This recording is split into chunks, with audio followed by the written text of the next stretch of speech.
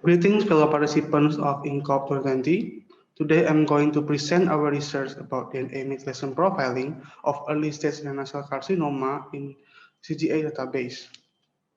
So here's the outline of my presentation. So I will begin with the introduction part. So, renal cell carcinoma or RCC comprises around 90% of kidney cancer and causes more than 100,000 deaths annually. It is majorly classified into three: clear cell, papillary, and chromophobe RCC. Although it is not the most common RCC cancer types in the world, it has several challenges. Because it's a silent cancer, since almost 50% of the patients are diagnosed in advanced stages with a worse prognosis. And distinct subtypes have distinct clinical outcomes.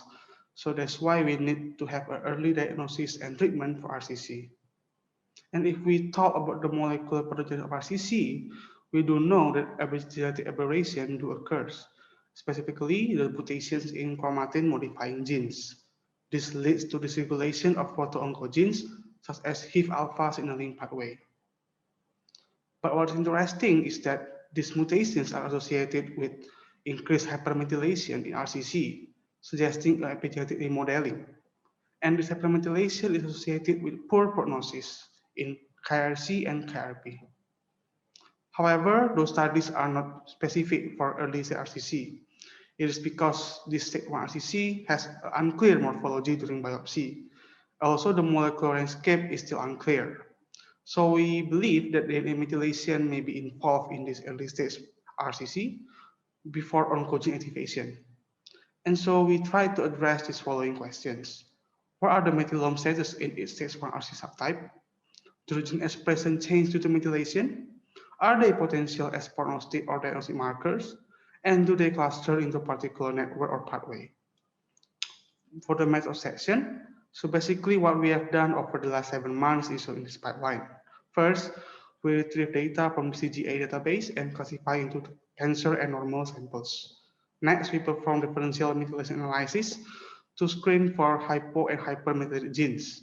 And from those genes, we perform differential expression analysis to determine whether they are up or down regulated. Next, we perform Pearson correlation test to screen for negative correlation between the methylation and expression values. And then we screen for the mutation related to cancer using cosmic database. And then we evaluated the genes for their prognostic or diagnostic values. Lastly, we also perform protein interaction and functional enrichment analysis to see whether the genes cluster into a network or a pathway. And for the datasets, we use 3 different datasets, which are the beta value, RNA-seq, and clinical data. So for the result section, so for KRC, we obtained 74 differentially limited CPGs, but all are being hypermethylated. And from those genes, only 8 of them are upregulated, which means a negative correlation with the hypomethylation status. So we only selected top 5 upregulated genes here for further analysis.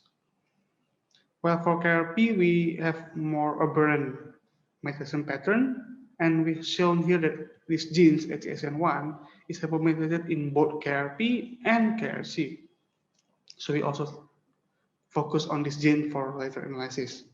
But what is surprising is that there is no significant aberration in methylation status in KCH. So we stop analyzing the samples due to the no aberration. And similar to KRC, in KRP, we also selected top 5 most upregulated and downregulated genes for analysis. However, we showed that ATSN1 is not upregulated in KRC and in KRP, but only in KRC. So here the selected GPG gene pairs with also ATSN1 here for KRC and also the annotation sites of each CPG. And for the correlation test, we always screen for negative correlations and we eliminated the insignificant p-values. And after we validated the genes for cosmic using cosmic database, we found no reported cancer-related mutations that supporting the effect of methylation towards the expression changes. So for the OS analysis, we use Kaplan-Meier analysis, and we showed here that ATSN1 and RFTN1 have forensic values, but not Phementin, although being the most upregulated one. Similarly, in KRP, TM4SF19 and GRAMD1B have prognosis value, but not TNF-AIP6. And for ROC analysis, FIM and RFTN1 have a very good diagnostic value in both discriminating normal and also with other subtypes, but not ATSN1. And this is supported by the ANOVA result in which they are mostly expressed in KRC. Where for KRP, these two genes are able to discriminate between KRP and normal tissue, but not with other subtypes. And this is because the ANOVA results show that the genes are both highly expressed in KRC and KRP. And for the protein interactions, in KRC, the genes cluster into a single network, but not other than one which forms singleton. Where for KRP, all genes do not cluster and form singleton separately. And for personalized analysis, in both KRC and KRP, they have enrichment in immune and metabolism related pathways. For discussion part, as already mentioned earlier, there is no significant alteration in methylome in KICH, and previous study also supported our results in which they also found no significant alteration in methylation pattern in KICH. So we can say that KICH is probably not methylation driven, consistent with its tiny or absence of chromatin modifying gene mutations. And the next one is that we also don't obtain any hypermethylation in stage 1 KRC.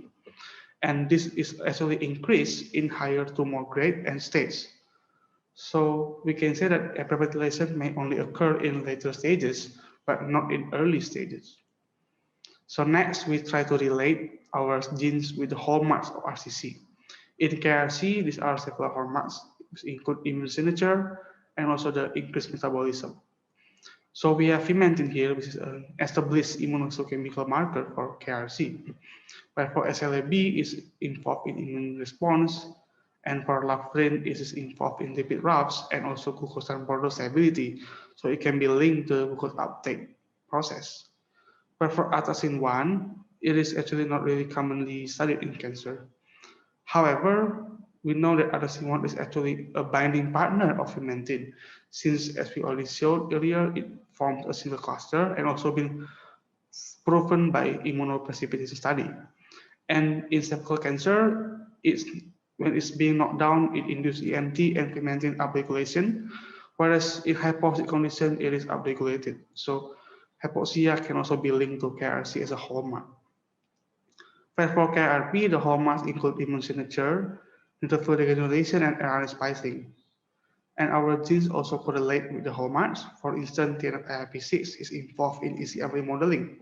And in fact, one of the most common immunohistochemical marker for KRP is neutrophil gelatinase, which is also involved in ECM remodeling. Whereas from TM4SF19, it is involved in immunization, and GRAMD1B is still inconclusive because it seems to have a tissue-specific actions. So, in summary, there is no hypermethylation observed in stage 1 KRC, whereas in KRP has a more aberrant methylome.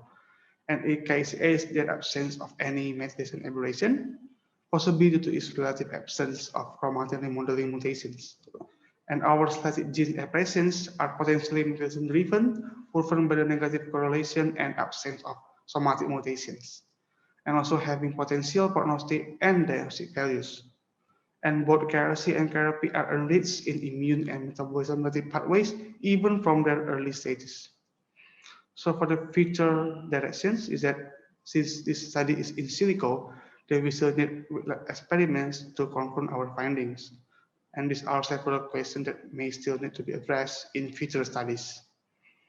So lastly, I want to acknowledge our colleague Bernard for helping us with the bioinformatics codings. And that is all for my presentation. Thank you.